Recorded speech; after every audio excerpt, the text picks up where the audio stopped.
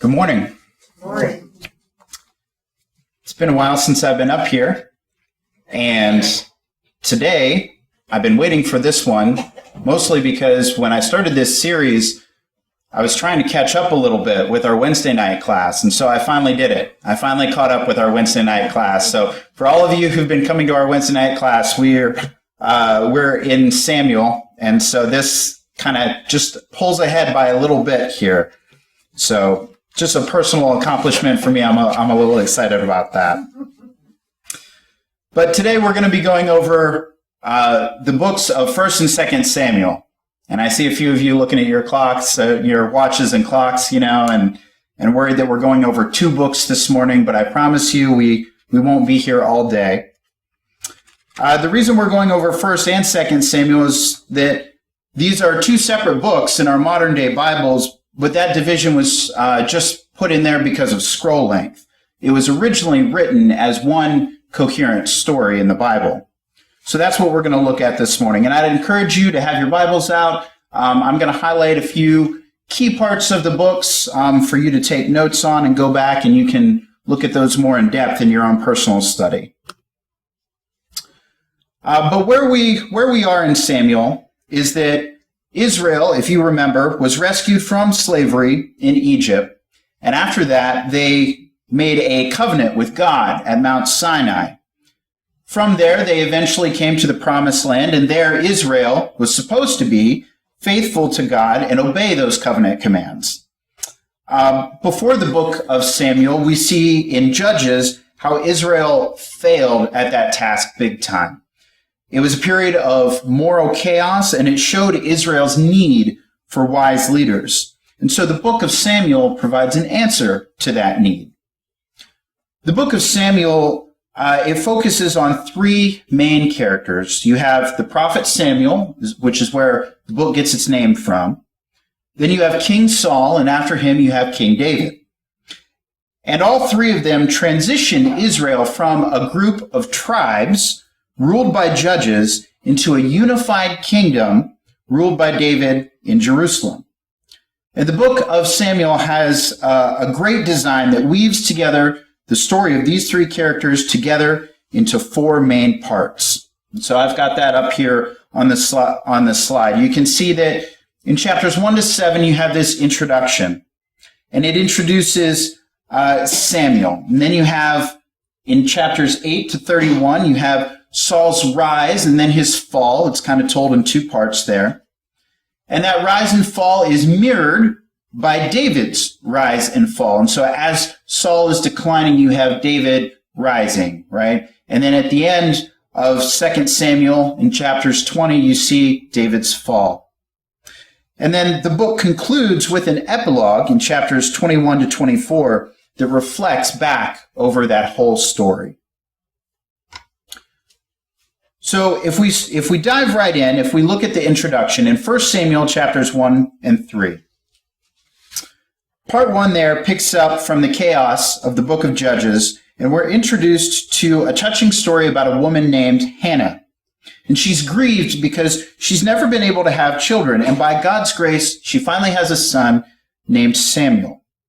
And in her joy, she sings this amazing poem in chapter 2. So I'd encourage all of you to go back and take a look at that when you can. This poem is all about how God opposes the proud and exalts the humble, and how despite tragedies and human evil, God is working out his purposes in history. And it's also about how God will one day raise up an anointed king for the people. And Hannah's poem has been placed here at the beginning of the book because it introduces these 3 key themes that we're going to see throughout the entire story. And so from there, we see Samuel begin to grow up, and he becomes a great prophet and a leader for the people of Israel. Now, at the same time, the Philistines are rising to power as Israel's arch nemesis. And in this time, there's this crucial battle where the Israelites get arrogant. And instead of praying and asking God for help, they bring out the Ark of the Covenant as this sort of magic trophy that's going to lead them into battle and give them victory. And so because of this arrogant presumption, God allows Israel to lose the battle and to lose the ark. It's stolen by the Philistines. And so they take it back to their city and they place it in their temple of their god Dagon. And then the God of Israel defeats the Philistines without the help of Israel. And their god Dagon, without sending any armies or anything like that to defeat them. Instead, he uses plagues.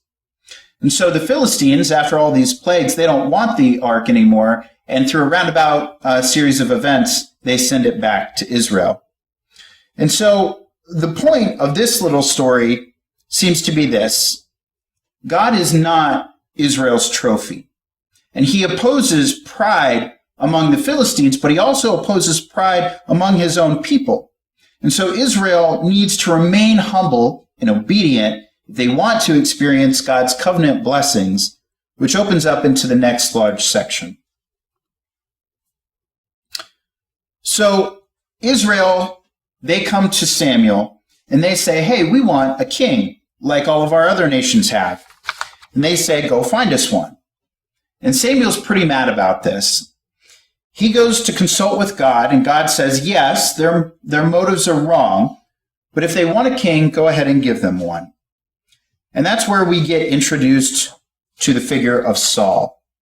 Now, Saul is a tragic figure because he begins full of promise. He's tall, he's good looking, he's a perfect candidate for a king, except that he has these deep character flaws. He's dishonest, he lacks integrity, and he seems incapable of acknowledging his own mistakes. And these flaws, they become his downfall. He wins some battles at the beginning, but his flaws, they run so deep that eventually he disqualifies himself by blatantly disobeying God's commands. And so eventually, the aging Samuel confronts Saul and Israel. And he warns the people that they would only benefit from a king who's humble and faithful to God. Otherwise, the kings of Israel will bring ruin. And so he informs Saul that he's going to raise up a new king to replace him. And so Saul's downfall begins at the same time that God is working behind the scenes to raise up that new king. It's this insignificant shepherd boy named David, and he's the least likely candidate to become king. But in the famous story of David and Goliath, it shows that God's choice of David is not based on his family status or his looks, but simply on his faith and humble trust in God. And so this story embodies the themes that we saw earlier in Hannah's poem. Proud Saul and Goliath are brought low, while the humble David is exalted. Now from here, we watch Saul slowly descend into madness, while David rises to power. David starts working for Saul as a general, and he's winning all of these battles, and he's also winning a lot of fame. And so Saul gets jealous, and he starts chasing David around, hunting him, trying to kill him. David's done nothing wrong, so David simply runs and waits in the wilderness, and we see David's true character because there are multiple opportunities that he has to kill Saul, but he doesn't. He simply trusts that despite Saul's evil, God will raise up a king for his people. Now, what's interesting, too, is that in many of the poems of David that you find in the book of Psalms, they're linked to this very period in his life, and they all express the same attitude of trust. And so this section of the book ends with Saul coming to a grisly death after losing a battle with the Philistines. 1 Samuel tells some of the most intricate, well-told stories that you find anywhere in the Bible. And the characters of Saul and David, they're portrayed very realistically because the author is putting forward them as character studies so that you can find yourself in them. In Saul's story, we see a warning. It's crucial that we reflect on our own character flaws and see how they harm us and other people. And with God's help, we need to humble ourselves and deal with our dark side so that Saul's story doesn't become ours. David, on the other hand, is presented as an example of patience and trust. in God's timing in our lives. And so he's running in the wilderness and he's being chased by Saul. And David has every reason to think that God has abandoned him. But that's not what he thinks. And so David's story encourages us to trust in God despite human evil, that God is working his purposes to oppose the proud and exalt the humble. And so from there, that concludes 1 Samuel, and then we move into 2 Samuel, which picks up after Saul's death, and David surprises everyone because he composes this long poem where he laments the death of the very man that tried to kill him. Not something that you would see out of just anyone.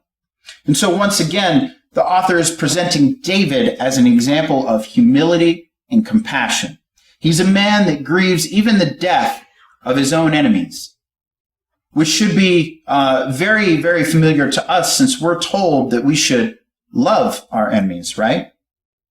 Now, after this, David experiences this season of success, and he has God's blessing, and all the Israelite tribes, they come to David, and they ask him to unify the tribes as their king. And so the first thing that David does as king is to go to the city of Jerusalem, where he conquers it, and he establishes it as Israel's capital city, which he renames as Zion.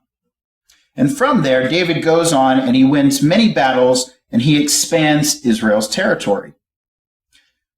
Now, after he's made Jerusalem the political capital of Israel, he wants to make it their religious capital as well. And so he asks that the Ark of the Covenant be moved into the city. And then in 2 Samuel 7, he tells God that now that Israel has a permanent home, he thinks God's presence there should also get a permanent house. And so 2 Samuel chapter 7 is going to be this really important section, so I'd encourage you to go back and look at that later. David says that he wants to build this house for God, but God actually says to David, thank you for that thought, but actually I'm going to build a house for you, a dynasty. And that's where 2 Samuel chapter 7 is so key. It's here that God makes that promise to David that from his royal line will come a future king who's going to build God's temple here on earth and set up an eternal kingdom. It's this messianic promise to David that gets picked up and developed more in the book of Psalms and also in the books of the prophets. And it's this king that gets connected to God's promise to Abraham. The future messianic kingdom will be how God brings his blessing to all the nations. And it's right here in the midst of all of this divine blessing that things go horribly, horribly wrong. You see, David, he makes this fatal mistake, and it's not just fatal for him, but also a man named Uriah, one of David's prized soldiers. So David is on the rooftop, and he sees Uriah's wife, Bathsheba, bathing. And David finds her, and he sleeps with her, and he gets her pregnant, and he tries to cover up this whole thing by having Uriah assassinated and then marrying her. The whole thing is just horrible. And David's confronted eventually by the prophet Nathan. And when Nathan finally confronts David, David realizes the depth of his mistake, and he immediately repents. He asks God to forgive him. And God does forgive him, but he doesn't erase the consequences of David's decisions. So as a result of this horrible choice that David made, his family, his kingdom, it all falls apart, and it makes this section such a tragic story, much like Saul's downfall. So David's sons end up repeating their own mistakes, but in even more tragic ways. David's son Amnon abuses his sister Tamar, and then their brother Absalom finds out about it. And he goes and he has Amnon assassinated.